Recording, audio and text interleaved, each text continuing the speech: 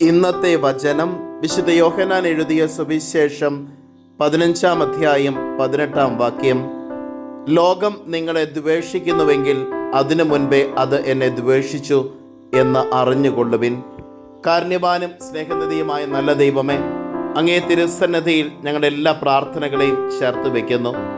ഈശോനാഥ, ഞങ്ങളുടെ ജീവിതത്തിൽ സഹനങ്ങളും വേദനകളും ഉണ്ടാകുമ്പോൾ നിന്റെ കുരിശിൽ ആശ്രയം ഗമിക്കുവാൻ ഞങ്ങളെ അനുഗ്രഹിക്കണമേ. നമ്മുടെ കർത്താവ് ഈശോ മിശിഹായുടെ കൃപയും പിതാവായ ദൈവത്തിൻ്റെ സ്നേഹവും പരിശുദ്ധാത്മാവിൻ്റെ സഹവാസവും നാം എല്ലാവരോടും കൂടെ ഉണ്ടായിരിക്കട്ടെ, ഇപ്പോഴും എപ്പോഴും എന്നേക്കും. ആമേൻ. ഇന്നത്തെ നിയോഗം: വേദനകൾ ഉണ്ടാകുമ്പോൾ കുരിശിൽ ആശ്രയിക്കുവാനുള്ള ശക്തിക്ക് വേണ്ടി പ്രാർത്ഥിക്കാം.